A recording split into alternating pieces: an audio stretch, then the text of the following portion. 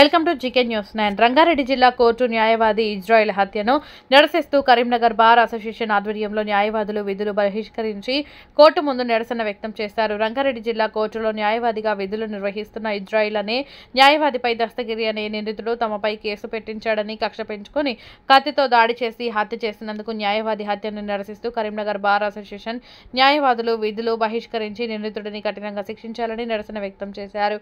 ఈ సందర్భంగా bar association అధ్యక్షుడు పివి రాజ్ కుమార్, ప్రధాన కార్యదర్శి బేతి మహేందర్ రెడ్డి మాట్లాడుతూ న్యాయవాదులపై దాడులు తరచూ రాష్ట్ర వ్యాప్తంగా జరుగుతున్నా ప్రభుత్వాలు పట్టించుకోవడం లేదని, ప్రజలకు న్యాయం చేస్తున్న న్యాయవాదులకే రక్షణ లేకుండా పోయిందని, వెంటనే ప్రభుత్వాలు ప్రజాప్రతినిధులు స్పందించి న్యాయవాదుల రక్షణ చట్టం తెచ్చే విధంగా కృషి చేయాలని డిమాండ్ చేశారు. ఈ కార్యక్రమంలో కార్యవర్గ సభ్యులు రఘువీర్, కటకం రాజేందర్, బెజ్జంకి శ్రీకాంత్, సీనియర్ న్యాయవాదులు కోరివి వేణుగోపాల్, కిరణ్ తదితరులు పాల్గొన్నారు. న్యాయవాదుల ఐక్యత, న్యాయవాదుల ఐక్యత, న్యాయవాదుల ఐక్యత, న్యాయవాదుల ఐక్యత.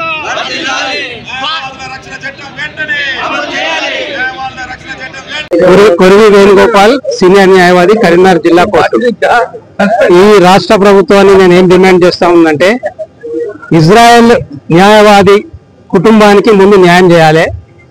ఇజ్రాయెల్ న్యాయవాది చేసి వెంటనే శిక్ష అమలు చేయాలని చెప్పేసి ఏమాత్రం కూడా తాత్సారం చేయొద్దని చెప్పి ఈ ప్రభుత్వాన్ని డిమాండ్ చేస్తా ఉన్నాను. అదేవిధంగా న్యాయవాదుల మీద మరి అనేక రకాలైనటువంటి దాడులు గత ఒక 5 సంవత్సరాల కాలం నుంచి చాలా రకాల దాడులు మరి జరిగినాయి. చాలా మంది న్యాయవాదులు కూడా మరి తెలంగాణ రాష్ట్రంలో హత్యకు గురయ్యారు. కాబట్టి అవసరం ఉన్న చోట న్యాయవాదుల ప్రొటెక్షన్ యాక్ట్ ప్రభుత్వం తెచ్చేంత వరకు న్యాయవాదులకు అవసరం ఉంటే వాళ్ళ సెల్ఫ్ డిఫెన్స్ కోసం వాళ్ళకు లైసెన్స్డ్ వెపన్స్ కూడా న్యాయవాదులకు ఇవ్వాలని చెప్పి ప్రభుత్వాన్ని డిమాండ్ చేస్తూ నమస్తే. పివి రాజ్ కుమార్, బారిషన్ ప్రెసిడెంట్, కరీంనగర్. నిన్న మా న్యాయవాద సోదరుడు రంగారెడ్డి బారిషన్ సభ్యులు ఇజ్రాయిల్ అనే న్యాయవాదిపై దాడి పాశవిక చర్యగా భావిస్తున్నాం. ఇట్టి సంఘటనలు కూడా భవిష్యత్తులో కూడా పునరావృతం కావద్దని కోరుతున్నాం. ఈ సందర్భంగా న్యాయవాదులకే రక్షణ లేకపోతే ఇలా చట్టాన్ని కాపాడే వాళ్ళ మీద కూడా దాడులు జరగడం కూడా ప్రజలు కూడా దీని మీద అర్థం చేసుకోవాల్సిందిగా నేను ప్రత్యేకంగా కోరుతా ఉన్నాను. ఇటు న్యాయవాదులు మీ మానవులకు ప్రజల యొక్క హక్కులను కాపాడే విధంగా ప్రయత్నించే న్యాయవాదుల మీద భౌతిక దాడులు జరగడం అసాంఘిక చర్యగా ఇది భావిస్తున్నాను. ఇటువంటి చర్యలు కూడా నేను తీవ్రంగా ఖండిస్తున్నాను. దీని మీద వెంటనే కేంద్ర రాష్ట్ర ప్రభుత్వాలు స్పందించి సత్వరమే అడ్వకేట్ ప్రొటెక్షన్ యాక్ట్ ను తెచ్చి అమలు చేయాలని చెప్పి సందర్భంగా కోరుతూ న్యాయవాదులకు రక్షణ ఉండే విధంగా ప్రభుత్వం కూడా చర్యలు తీసుకోవాలని చెప్పి తెలియజేస్తా ఉన్నాను. తెలంగాణ రాష్ట్రంలో గత కొన్ని సంవత్సరాల నుండి కూడా న్యాయవాదులపై దాడులు, హత్యలు జరుగుతూ ఉన్నాయి. గతంలో టీఆర్ఎస్ ప్రభుత్వం పట్టించుకోలేదు, ఇప్పుడున్న కాంగ్రెస్ ప్రభుత్వం పట్టించుకోవట్లేదు. మేము ఒకటే కోరుతాం, న్యాయవాదుల చట్టం ఏదైతే ఉందో కావాలని చెప్పేసి మొత్తం తెలంగాణ రాష్ట్ర వ్యాప్తంగా న్యాయవాదులందరూ రోడ్డు ఎక్కుతుంటూ అదేవిధంగా ధర్నాలు చేస్తా ఉన్నారు, కోర్టు ముందు నిరసనలు చేస్తున్నారు, విధులు బహిష్కరణ చేస్తా ఉన్నాము. అయినా కూడా ఈ ప్రభుత్వాలకు నిమ్మకు నీరెత్తి వేరేస్తా ఉన్నాయి. కనీసం ఇంత కూడా పట్టించుకోవట్లేదు. నేను ఒక విషయం చెప్పదలుచుకున్నా, ఇవాళ ఓటుకు నోటికేసి రేవంత్ రెడ్డికి వాదిస్తున్న న్యాయవాది ఒక న్యాయవాదే. నేనేమంటున్నా, అదే నాంపల్లి కోర్టు, ప్రజాప్రతినిధుల కోర్టులో కూడా ఇవాళ ప్రజాప్రతినిధులకు ఎవరికి ఎంపీలకు, ఎమ్మెల్యేలకు, ఎమ్మెల్సీలకు అదే అందరూ కూడా బాధిస్తే ఒక న్యాయవాదులే. అట్లాంటి న్యాయకు రక్షణ లేకుంటే ఇవాళ ఈ యొక్క ప్రజాప్రతినిధులు ఎవరైతే ఉన్నారో ఎవరు కూడా కనీసం ఈ విషయంపై ఇంతవరకు స్పందించలేదు. ఏ పార్టీ ఇంతవరకు స్పందించలేదు. నేనేమంటే ఈ విషయం పైన ఏదైతే పార్టీల అగ్రనేత ఎవరైతే ఉన్నారో వాళ్ళందరూ కూడా దీనిపైన స్పందించాలి. దీంట్లో ఉద్యెత్తున ఈ ఉద్యమం చేయాలని కోరుతా ఉన్నాను.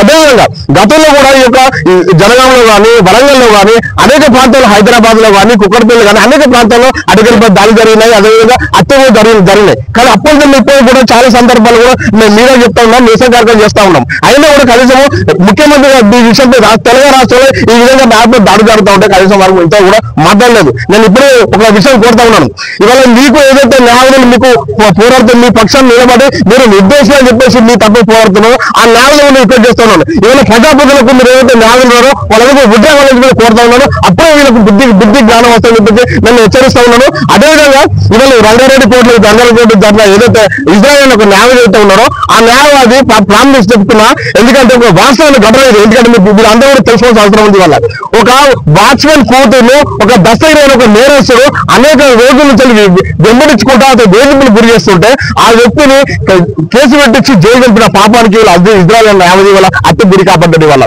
ఎందుకంటే ఇది ఏ రకంగా న్యాయవాదులు బెయిల్ తీసుకోవాలండి, న్యాయవాదులు అదేవిధంగా జైలు పంపాలండి, న్యాయవాదులు అన్ని వస్తుంది వల్ల.